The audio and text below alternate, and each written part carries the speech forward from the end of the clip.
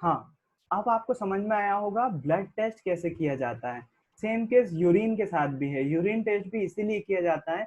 कई बार यूरिन होती क्यों है? रीज़न क्या है हमारी बॉडी में यूरिन का कारण क्या है? यूरिन का होने का ये कारण है कि हमारी बॉडी में लगातार हमारी कोशिकाएँ लगातार काम कर रही होती हैं और जो हम खाना खाते हैं उससे ऊर्जा प्राप्त कर रही होती हैं। उस ऊर्जा के साथ-साथ वो कुछ अपशिष्ट भी निकालती हैं, कुछ गंदगी भी निकालती हैं। वो गंदगी पूरी बॉडी में करोड़ों अरबों कोशिकाएँ हैं। वो गंदगी करोड़ों अरबों कोशिकाओं के माध्यम से बिल्कुल थोड़ी मात्रा में निकाली जाती है। लेकिन वो थोड़ी-थोड़ी मात्रा में करोड़ों अरबों होने के कारण से कोशिकाएँ बहुत ज़्यादा गंदगी हो जाती है। उस गंदगी को बाहर निकालने के लिए बॉडी क्या करती है? यूरिन का निर्माण करती है। तो किडनी जो होती हैं वो मेन ये काम कर रही होती हैं। हमारा ब्लड जो है वो विभिन्न कोशिकाओं से होता हुआ कहाँ जाता है आखिरी में? किडनी से होता हुआ निकलता है और किडनी क्या करती है? उस खून को छान लेती है। उसमें एक छन्नी जैसी परतें होती हैं बहुत सारी, उसमें आप 10th क्लास में बहुत अच्छे से पढ़ोगे इसकी चीज़ को, किडनी की बनावट को। अभी बताने से ज़्यादा कुछ मतलब नहीं है, अभी केवल ये याद रखो आप, किडनी एक छन्नी की तरह काम कर रही होती हैं। वो हमारे ब्लड को जो है वो छान रही होती हैं लगातार। छानने के कारण से क्या होता है, जो भी अपशिष्ट पदार्थ होते हैं वो किडनी में ही रह जाते हैं, बाकी साफ खून को जो है वो वापस बॉडी में भेज दिया जाता है। जब वो गंदगी बची हुई रहती है, किडनी क्या करती है उस गंदगी को पानी में घोल देती है। और उस पानी में घोलने के बाद उस पानी को जो है वो बॉडी से बाहर निकाला जाता है, जिसे आप यूरिन कहते हैं या मूत्र कहते हैं। कई बार जब किडनी ढंग से काम नहीं कर रही होती है, तो क्या होता है बॉडी में गंदी चीज़ें निकलने के साथ-साथ अच्छी चीज़ भी निकलने लगती है, जो हमारे शरीर के लिए नुकसानदेह नहीं है, फ़ायदेमंद है। वो चीज़ भी हमारी बॉडी से निकालने लगती है यूरिन के माध्यम से, कौन? किडनी। जब ऐसा हो जाता है तब भी हमको नुकसान है, क्योंकि हमारी बॉडी की अच्छी चीज़ें भी निकल रही होती है यूरिन से, या फिर कई बार ऐसा भी होता है कि कुछ ज़्यादा बैक्टीरिया या वायरस जो है वो यूरिन के माध्यम से निकल रहे होते हैं। तो उसके बाद उसके केस में भी समझ में आता है, कई बार जो है वो यूरिन में से ब्लड भी निकलता है या पस भी निकलता है। उस केस में भी वो भी होता है, जब आप बीमार होते हो तब ऐसा भी हो सकता है। उस चीज़ की जाँच करने के लिए, वो ब्लड या पस की जाँच करने के लिए आपका यूरिन टेस्ट किया जाता है। यूरिन टेस्ट में फिर से वही करते हैं, वो सैंपल कलेक्ट कर लेते हैं एक ट्यूब में और उसको सेंट्रीफ्यूगल मशीन में जो है वो घुमाते हैं। उसके कारण से क्या होता है, उसके कारण से हल्की और भारी चीज़ जो है वो अलग-अलग बैठ जाती है और उसका फिर माइक्रोस्कोप से अध्ययन कर लेते हैं या फिर किसी केमिकल से उसका अध्ययन कर लेते हैं। केमिकल में मिलाते हैं, उसका रंग उसके हिसाब से आता है, तो वो उसका अंदाज़ा लगा लेते हैं कि यूरिन में भैया पस मौजूद है या ब्लड जो है वो मौजूद है, और आपको जो है वो बीमारी का पता लग जाता है एग्ज़ैक्ट। डॉक्टर उसके अकॉर्डिंग फिर आपको क्या कर लेता है, ट्रीटमेंट कर लेता है कि आपके बॉडी में से ये चीज़ की कमी हो रही है या फिर ब्लड काउंट ये कम है, आप ये वाली गोली लीजिए, ये वाली टैबलेट लीजिए, तो आपका जो है वो वापस चीज़ें जो है नॉर्मल हो जाएँगी, और जो कि होता है नॉर्मली, है ना? एक बार डॉक्टर को पता चल जाए कि आपको दिक्कत क्या है, आपको मलेरिया है, टाइफाइड है, क्या है ना? उसके तहत जो है वो उसका आपका इलाज कर लेते हैं, वो फट से आपको वाली टैबलेट दे देते हैं या इंजेक्शन लगा देते हैं, जिससे आपको आराम लग जाता है। तो ये चीज़ ट्रीटमेंट का तरीका है, जो कि आप चैप्टर नंबर 13 में पढ़ेंगे, हम बीमार क्यों होते हैं, वो वाला चैप्टर आएगा। उसमें अब मैं बताऊँगा भी आपको ये बीमारियाँ कैसे होती हैं, किस-किस रीज़न से होती है, क्यों क्यों होती हैं, इसका इलाज कैसे किया जाता है, कौन-कौन सी टैबलेट दी जाती है, वो सारी चीज़ें इसमें आप उसमें पढ़ेंगे चैप्टर में। खैर, वो जब आएगा, अभी अपन ने बेसिक नॉलेज ले लिया उसके बारे में कि ये होता है, ये बेसिक नॉलेज वहाँ भी काम आता है। मैं बात क्या कर रहा था, वापस आता हूँ, ये दोनों ही चीज़ क्या है, खून हुआ, वो भी मिश्रण है, यूरिन हुई, वो भी मिश्रण है ना? उसको हमको क्या करना है, अलग-अलग करना है, उस किस किस चीज़ से मिलकर बना हुआ है, उसका अध्ययन करेंगे। तो किस किस मेथड से करेंगे? अपकेंद्रीकरण से करेंगे, सेंट्रीफ्यूगल मेथड यूज़ करेंगे। अपकेंद्रीकरण करके क्या करेंगे, खून की जाँच करेंगे या फिर यूरिन की जाँच करेंगे, अपकेंद्रीकरण का वहाँ यूज़ किया जाता है। तो मेरे ख्याल से अपकेंद्रीकरण आपको समझ में आई होगी, मैंने बहुत सारी चीज़ें बता दी अपकेंद्रीकरण में। 2 मेथड हो गई आपकी। पहली जो पढ़ी आपने वो वाष्पीकरण पढ़ी, पानी में घुले हुए चीज़ों को अलग करने के लिए यूज़ किया जाता है, जैसे कि स्याही को का वाष्पीकरण करना, जिससे हमको पता चल जाए कि स्याही में पानी मिला हुआ रहता है, पानी और स्याही मिक्सचर होता है, पानी या डाई मिक्सचर होती है ना? फिर उसके बाद दूसरी अभी अपन ने जो मेथड देखी वो देखी अपकेंद्रीकरण।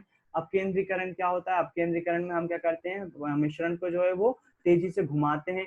तेज़ी से घुमाने के कारण से क्या होता है, हल्की और भारी चीज़ें में वो विभक्त हो जाता है। जैसे दूध में से मलाई अलग करते हैं, तो मलाई जो है वो हल्की होती है, जिसके कारण से ऊपर तैरने लगती है।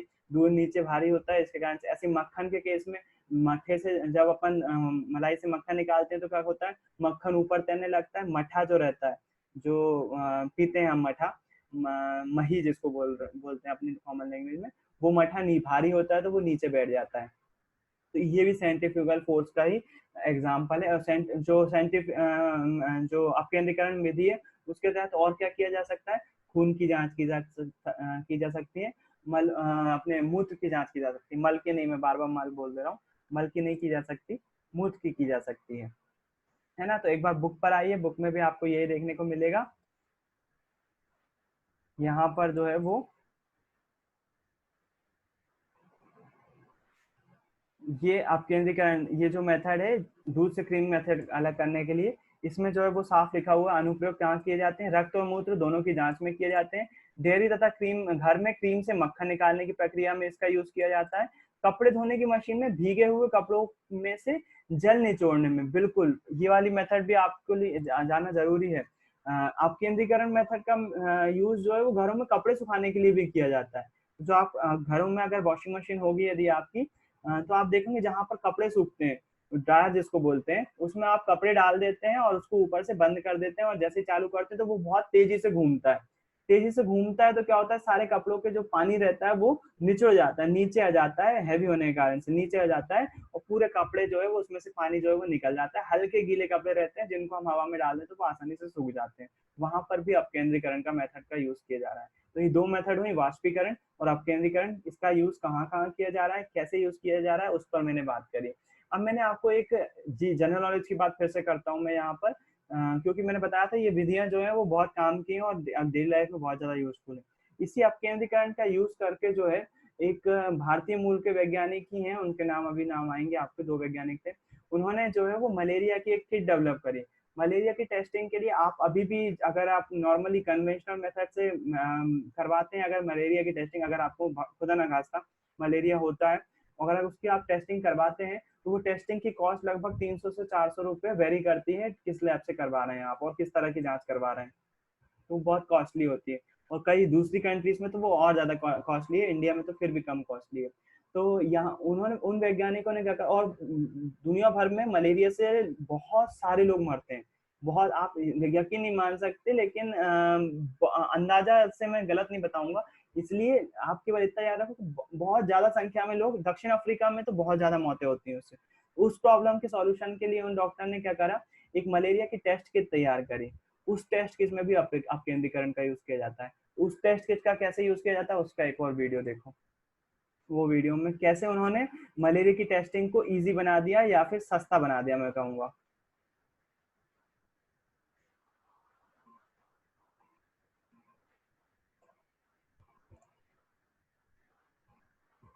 इसका मेथड का नाम है this simple paper scientifical code recognize global health. मतलब एक वीडियो बनाया हुआ है, वो देखो आप। इन डॉक्टर ने क्या करा, इस डिस्क, ऐसा खिलौना देखा होगा ना आपने, इसके खेलते हुए खेला भी होगा कई बार, एक कैंडी आती थी ऐसी, उसको घुमा, अपन धागे से घुमाओ तो जो है वो घूमती रहती थी, और वो जो है इस प्रकार दिखती है। देखो ब्लड टेस्टिंग ऐसे की जाती है, ये उन्होंने परख नली में ब्लड ले लिया और इसको एक मशीन में रखा हुआ है, और इस मशीन को चलाएंगे, देखो इसको बंद कर दिया और ये घूम रही कि नहीं, घूमती है तो क्या हो जाता है, वो ब्लड जो है वो उसके हल्के और भारी तत्वों में विभक्त हो जाता है, और उसकी टेस्टिंग फिर माइक्रोस्कोप से करते हैं। ये जो है इस मेथड को उन्होंने जो है उसको इजी बनाने के लिए, वो मशीन ज्यादा हैवी यूज की जाती है। इन डॉक्टर जो साइंटिस्ट हैं, इनका नाम है मनु प्रकाश। इंडियन नहीं है ये, इंडिया मूल के हैं, है ना, और स्टैनफोर्ड यूनिवर्सिटी के हैं। स्टैनफोर्ड दुनिया भर की जानी मानी यूनिवर्सिटी में से एक है, टॉप यूनिवर्सिटीज में इसका नाम आता है। स्टैनफोर्ड हो गई, और भी बहुत सारी हैं, मेरे को अभी बिल्कुल भी ध्यान नहीं आ रहा, है ना।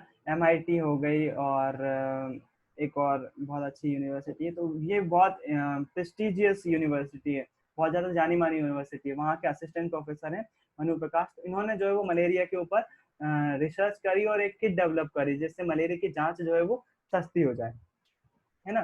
तो इन्होंने क्या किया, उस मेथड को, जिसमें ये जो मशीन होती है ना, ये बहुत कॉस्टली होती है। ये भी अपकेंद्रीकरण का ही मेथड का ही उदाहरण है। उसमें क्या करते हैं, ब्लड सैंपल लेते हैं, उसको बंद कर देते हैं, और अंदर जो है उसको बहुत तेजी से घुमाया जाता है। वो घूमती है लेकिन उसकी कॉस्ट जो है वो बहुत ज्यादा हो जाती है। कॉस्ट ज्यादा हो जाती है तो क्या करते हैं, क्या होता है, मलेरिया की टेस्टिंग बहुत ज्यादा हैवी हो जाती है, और गरीब लोग जो है उसकी टेस्टिंग नहीं करवा पाते। इन्होंने क्या करा, उसका शॉर्ट फॉर्म निकालने के लिए क्या करा, उसको घुमाने वाली मशीन का पैसा कम करने के लिए एक किट डेवलप करी। उसके उसके तहत क्या करते हैं, ये ब्लड सैंपल को ऐसे डिस्क में रखते हैं, ये जो आपको आसपास दिख रहे हैं ना, ऐसे डिस्क में रख देते हैं और उसको हाथ से घुमाते हैं, ऐसा घुमाते हैं। उसके ये एक ऐसी ग्लास की जरा सी ट्यूब रहती है, बिल्कुल पतली सी, इसमें ब्लड इसमें ब्लड जो है वो भर लिया जाता है और इस ग्लास ट्यूब को इस डिस्क में ऐसे चिपका देते हैं। ये देखो इसके अंदर जो है वो उसको डाल दिया और उस डिस्क को हाथ से घुमा रहे हैं। जो काम मशीन करती थी वो अब हाथ से कर ले रहे हैं हम। इसको घुमाने से क्या होगा, वो ब्लड सैंपल में हल्की और भारी चीज जो है वो अलग अलग हो जाएंगी, और जैसे ही अलग अलग होंगी उसकी क्या कर ली जाएगी, टेस्टिंग कर ली जाएगी।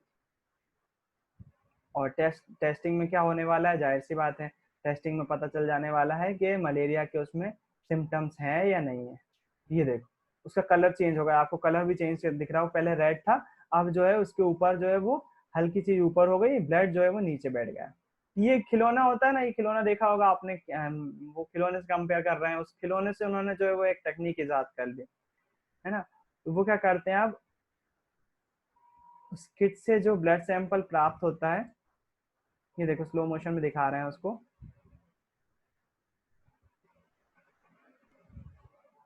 बस इतना ही है वीडियो। उस किट से जो ब्लड सैंपल प्राप्त होता है जिसमें हल्के और हैवी तत्व अलग अलग हो गए हैं, उसका जो है वो क्या कर लेते हैं, उसका माइक्रोस्कोपिक अध्ययन कर लेते हैं, माइक्रोस्कोप से अध्ययन कर लेते हैं और पता चल जाता है ब्लड में मलेरिया के जो रोग वाहक हैं, जो रोग जनरेट करते हैं है ना, वो उपस्थित है कि नहीं है ना, बैक्टीरिया वायरस जो भी होते हैं मलेरिया में वो उपस्थित है कि नहीं है। जहां तक मुझे याद है वो मलेरिया जो होता है, जो है वो परजीवी के द्वारा होता है, प्लाज्मोडियम परजीवी होता है, प्लाज्मोडियम नाम है उसका, जो कि मच्छर कैरी करते हैं, मच्छरों में पाया जाता है, मच्छरों के डंक में होता है, वो एक स्थान से दूसरे स्थान पर ले जाते हैं। तो मेन क्या है, पैरासाइट, पैरासाइट मतलब परजीवी है ना, वो अपनी बॉडी में क्या हो जाता है, इंटर कर जाता है। कौन इंटर करवाता है, मच्छर इंटर करवाता है ना। मच्छर से नहीं फैलते, मच्छर फैलाता है उसको, उस पैरासाइट को या परजीवी को मच्छर फैलाता है। तो मच्छर क्या हुआ, रोग वाहक हुए, जबकि रोग कारक क्या हुए, रोग कारक हुए पैरासाइट, परजीवी, परजीवी कारण। वो जैसे मच्छर हमें बॉडी में इंटर करके काटता है, हमें डंक अंदर करता है, तो वो पैरासाइट जो उसके दांतों में लगा रहता है वो हमारे खून में इंटर कर जाता है, और मलेरिया का जो रोग कारक होता है, जो पैरासाइट होता है, वो हमारी बॉडी में इंटर कर जाता है। और धीरे धीरे जैसे बॉडी में इंटर करता है वो लगातार उसकी अपने आप में वो वृद्धि करता जाता है, फैलाता जाता है, और मलेरिया के जो पैरासाइट है वो हमारी बॉडी में बहुत ज्यादा हो जाते हैं। उसकी टेस्टिंग करने के लिए जो है वो ब्लड सैंपल लिया जाता है और उसकी टेस्टिंग की जाती है। तो मेरे ख्याल से समझ में आया होगा अब केंद्रीकरण क्या है। ये दो मेथड हुई आपके पढ़ने के लिए। अब तीसरी मेथड पे आते हैं, वापस बुक पर आते हैं और बुक में देखते हैं अपन तीसरी मेथड क्या है। तीसरी मेथड है, दो अघुलनशील तत्वों को के मिक्सचर को पृथक कैसे कर सकते हैं। दो अघुलनशील द्रवों के मिक्सचर को पृथक कैसे किया जा सकता है। दो अघुलनशील द्रव, तो दो अघुलनशील द्रव क्या होते हैं, घुलनशील मतलब कि एक दूसरे में घुल जाए, दो अघुलनशील मतलब कि नहीं घुले। उदाहरण के लिए पानी और तेल, सिंपल है ना। अगर पानी में पेट्रोल मिलाओगे तो घुलेगा क्या, पानी में पेट्रोल घुलाओगे तो घुलेगा क्या, नहीं घुलेगा, बिल्कुल नहीं घुलेगा। पेट्रोल में तेल घोलोगे, खाने का तेल या कोई सा और तेल घोलोगे तो घुलेगा क्या, नहीं घुलेगा। तो ऐसे द्रव जो आपस में एक दूसरे में घुल नहीं पा रहे हैं, कैसे द्रव कहलाएंगे, अघुलनशील द्रव कहलाएगा। इसको कैसे पृथक करेंगे, आप बोलोगे भैया सिंपल तो है, पानी अगर तेल में अगर पानी डालोगे तो ऊपर तैरता रहेगा, ऊपर वाले ऊपर ऊपर के तेल को निकाल लो और नीचे पानी को रहने दो। तो वो मेथड उससे निकल तो जाएगा तेल, लेकिन सही नहीं होगी। इसके लिए एक साइंटिफिक इंस्ट्रूमेंट का यूज किया जाता है, एक इंस्ट्रूमेंट का यूज किया जाता है, उसको बोलते हैं हिंदी में पृथक्करण कीप, पृथक्करण कीप, इंग्लिश में बोल सकते हैं सेपरेशन ट्यूब या फिर सेपरेशन फनल, है ना, फनल भी बोल सकते हैं। उसमें क्या होता है, इसमें एक कीप का यूज किया जाता है, मैं आपको इसका भी वीडियो दिखा देता, पहले एक बुक में देख लो आपकी बुक में कैसा है और कैसे बुक में दिया हुआ है कि द्रवों को कैसे अलग अलग किया जा सकता है, उसके बाद मैं आपको वीडियो दिखा दे रहा हूँ। ये देखो, ये आपको कीप दिखाई दे रही है यहाँ पर बुक में। इन्होंने क्या करा, इस कीप में जो है वो लिक्विड डाल दिया, जो कि दो मिक्सचर था, एक घुलनशील था और एक जैसे मिट्टी का तेल और पानी का यूज करा इन्होंने, वो डाल दिया। तो घुले हुए नहीं होंगे वो, मतलब जाहिर सी बात है अलग अलग दिख रहे होंगे वो, तो उन्होंने इसको कीप में डाल दिया। अब क्या करेंगे, नीचे स्टाफ कार्क लगा हुआ ना, यहाँ पर मतलब एक बटन जैसा रहता है कुछ, उसको जैसे दबाते हैं तो वो लिक्विड निकलता जाता है और छोड़ देते हैं तो वापस निकलना बंद हो जाता है। यहाँ पर स्टॉप कार्क को जैसे ही हम दबाते हैं, सबसे पहले इस नीचे वाली कीप से क्या होगा, पानी धीरे धीरे निकलने लगेगा, पानी धीरे धीरे नीचे आ जाएगा। तो पानी सबसे पहले हम एक बीकर लेंगे और उसको पानी को अलग कर लेंगे। फिर उसके बाद ऊपर जो बचेगा वो क्या रहेगा, मिट्टी का तेल। हम बीकर दूसरा रखेंगे, दूसरे बीकर में क्या कर लेंगे, मिट्टी का तेल जमा कर लेंगे। इस वीडियो को आप इसको ऑनलाइन देखो तब आपको और अच्छे समझ में आएगा। मैं आपको ऑनलाइन दिखा देता हूँ सेपरेशन फनल कैसे काम करती है। 2 मिनट। मैंने फिर बता रहा हूँ, मैं ये सारी मेथड जो है वो रियलिटी में बहुत ज्यादा काम की हैं और आगे आपके प्रैक्टिकली वे में आपको बहुत ज्यादा मदद कर सकती हैं। एक बंदा किट तैयार कर लेता, सोचो उसका दुनिया भर नाम हो गया, और यहाँ तक कि हो सकता है उसको कुछ समय में जो है वो कोई सा प्रेस्टिजियस अवार्ड भी मिल जाए। दुनिया भर में नाम हो गया उसका, उसने 50 सेंट की, मतलब अगर बोले तो केवल 1 रुपए की, 1 रुपए के आसपास की किट तैयार कर दी उन्होंने, है ना। हालांकि वो अपने यहाँ थोड़ी सी महंगी है, लेकिन 50 सेंट अमेरिका के मामले में बोले तो वो उनके आधे रुपए के बराबर है ना, $1 के बराबर नहीं, आधा डॉलर। तो अपने $8 कितने का, 35 रुपए का, वो 35 रुपए की होगी अपने यहाँ। मैं क्या बता रहा था आपको, सेपरेशन फनल कैसे काम करती है, सेपरेशन फनल।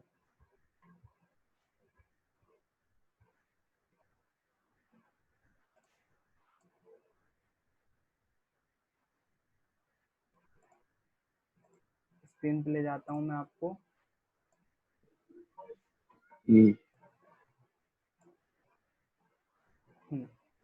सेपरेशन फनल का एक्सपेरिमेंट है, वो कैसे काम करती है।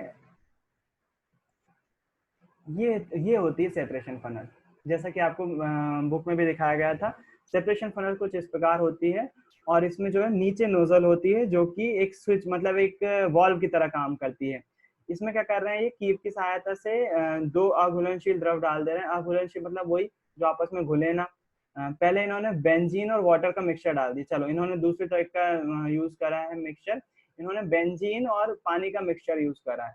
कुछ समय बाद क्या होगा, दोनों चीज जब अघुलनशील रहेगी तो अलग बैठ जाएंगी, अलग ही दिख जाएंगी, जो कि आपको दिख रहा है नीचे फनल में। देखो आप अलग दिख रहे होंगे, जहाँ इन्होंने बांध के रखा है वहां पर कलर अलग अलग दिख रहा है। देखो इतने भाग में जो है वो कुछ और है, और ऊपर वाले भाग में कुछ और है।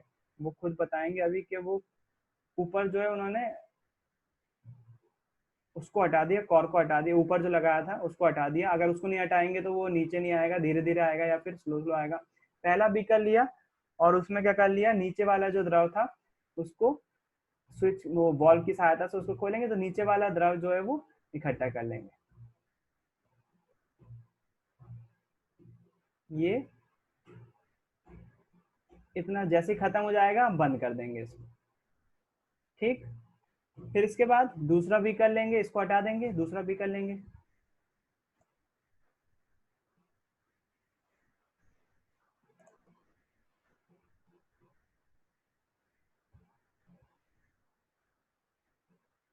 इसको कोनिकल फ्लास्क बोलते हैं, जो इन्होंने लिया हुआ है नीचे जिसमें इकट्ठा कर रहे हैं, इसको कोनिकल फ्लास्क बोलते हैं। केमिस्ट्री में एक इंस्ट्रूमेंट होता है उसको कोनिकल फ्लास्क बोलते हैं।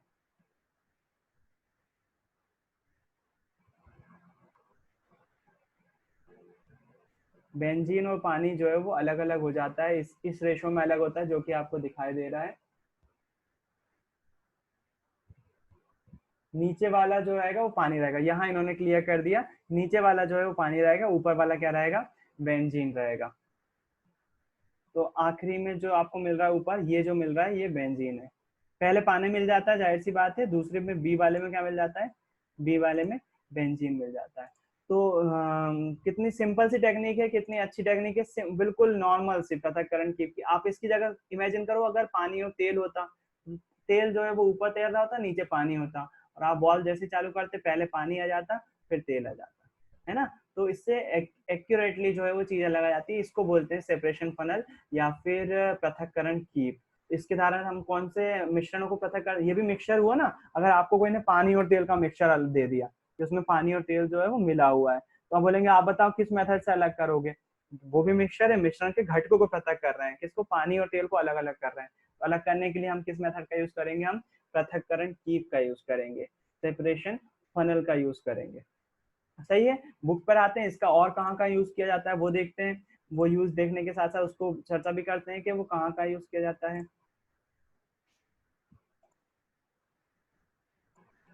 अनुप्रयोग, अनुप्रयोग मतलब कि होता है, इंग्लिश में इसका वर्ड यूज करते हैं एप्लीकेशन।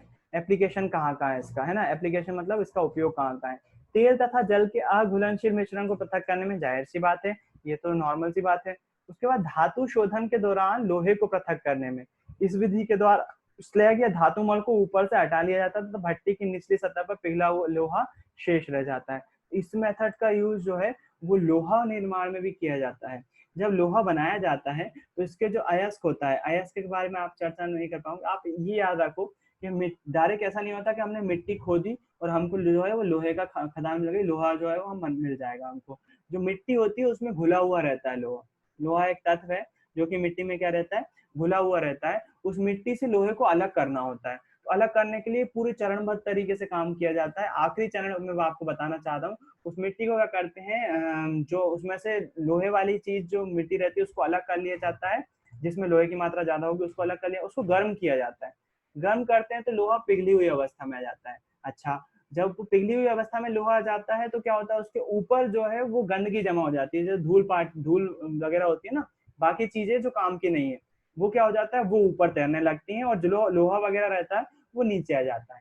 इसी मेथड से सेपरेशन फलन के माध्यम से क्या करते हैं, वो नीचे जो लोहा आ गया है उसको जो है वो अलग बर्तन में निकाल लेंगे, और जो ऊपर कचरा रह गया है उसको अलग कर लेंगे। तो लोहे के निर्माण में भी सेपरेशन फनल का यूज किया जाता है। इसका यूज करके जो है वो धातु मल को, जो खराब चीजें जो काम की नहीं है उसको अलग कर लिया जाता है, लोहे लोहे को अलग कर लिया जाता है। मैंने आपको बताया लोहा डायरेक्ट नहीं मिलेगा आपको मिट्टी में, मिट्टी को जो है वो शोधित करना पड़ेगा।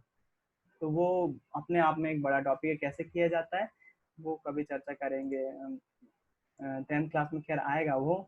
आप बोलोगे भैया बार बार बोलते हैं 10th क्लास में आएगा, 10th क्लास में आएगा। मैं इसलिए बोल देता हूँ ताकि आप इस चीज को याद रखें, ये चीज जो है वो 10th क्लास में आएगी, और थोड़ा सा दिमाग देके पढ़ लें, है ना, क्योंकि अगर अभी नहीं पढ़ेंगे आप तो फिर मामला आगे गड़बड़ा जाएगा।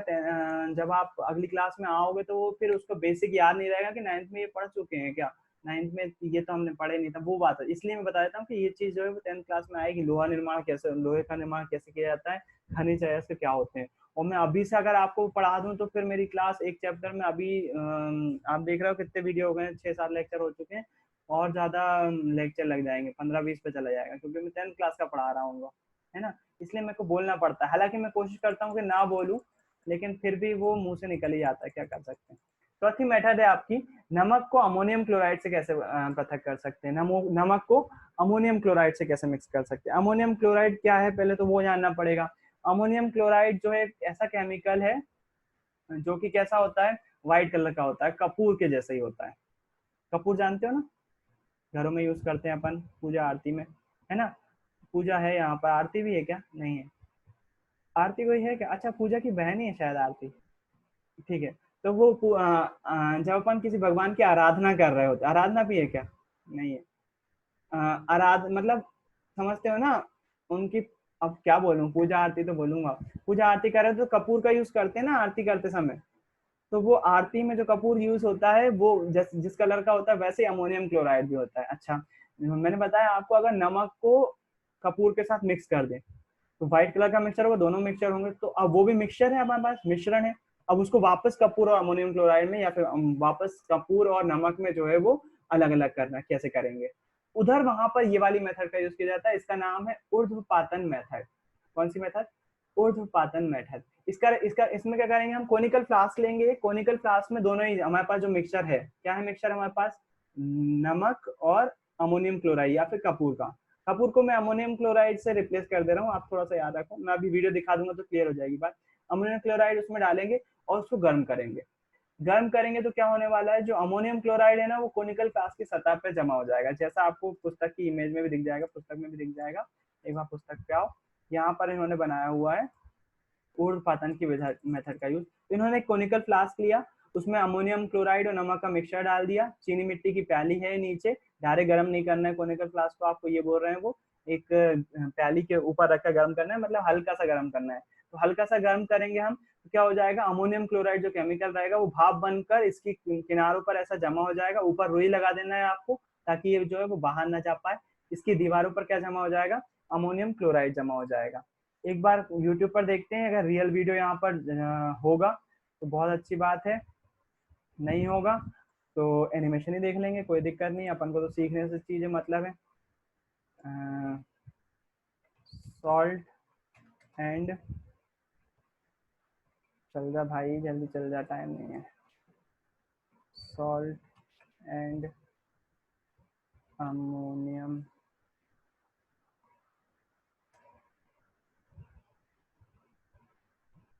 इसमें जो है वो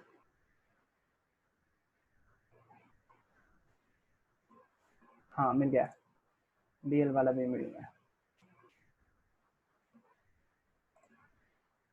मैं इतने सारे वीडियो दिखा तो रहा हूँ, पता नहीं कॉपीराइट क्लेम ना आ जाए यूट्यूब पे। चलो आए तो आए, क्या दिक्कत है, अपन को तो सीखने से मतलब है, अपना मकसद पूरा होना चाहिए। ये कोई अंकल जी हैं, कहीं पता नहीं बाहर के हैं, विदेश के हैं, इन्होंने जो है वो सब्लिमेशन का यूज करा। सब्लिमेशन बोले तो ऊर्ध्वपातन, ऊर्ध्वपातन का यूज करा है। दो प्यालियां ली हैं, एक में अमोनियम क्लोराइड है और एक में नमक है। एक कोनिकल फ्लास्क नहीं लिया इन्होंने, कीप ली है ना, शायद मेरे से पढ़ने में गलती हो गई, वो कोनिकल फ्लास्क नहीं था, वो कीप थी, है ना।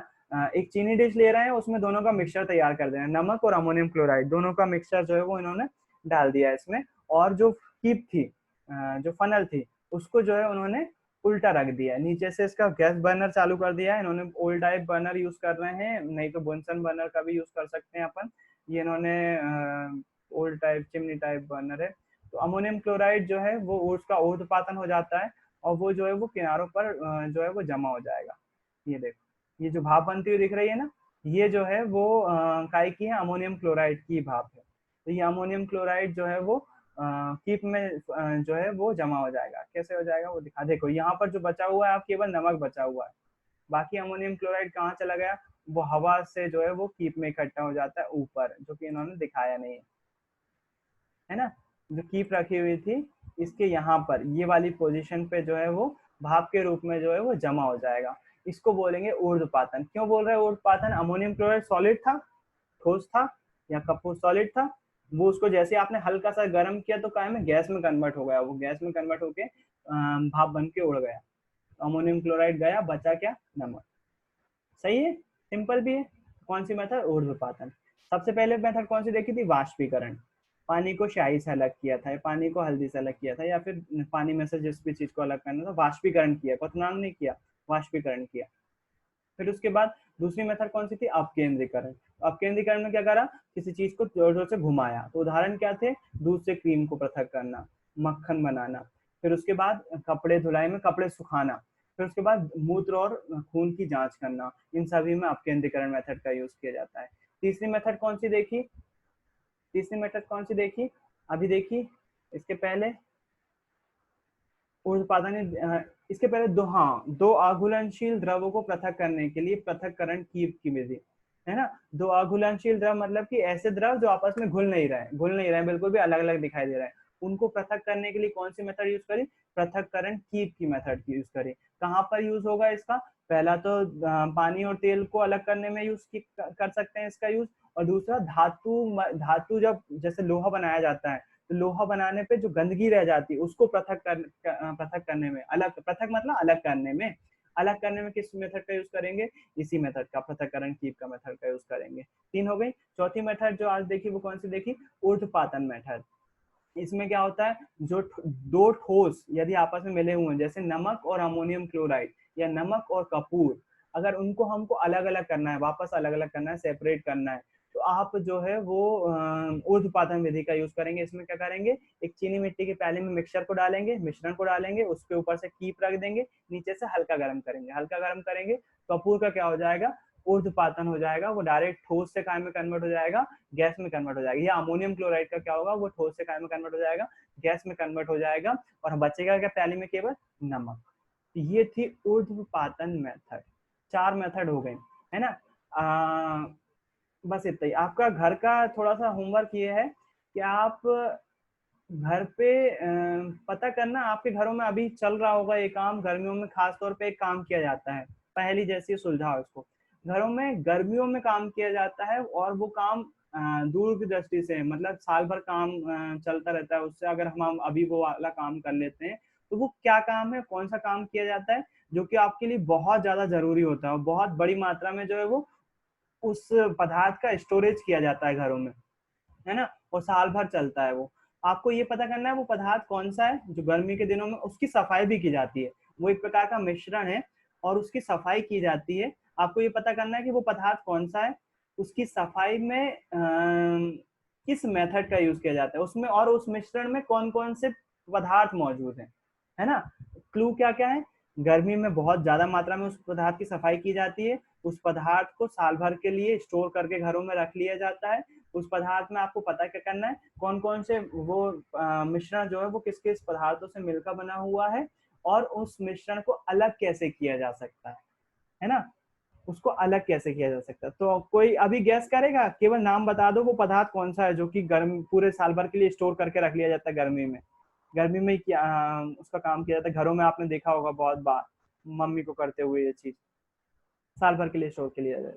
वही आपका होमवर्क है, उसको अलग से किया जाता है। आज की क्लास यहीं खत्म है, रिकॉर्डिंग यहीं बंद कर रहा हूँ।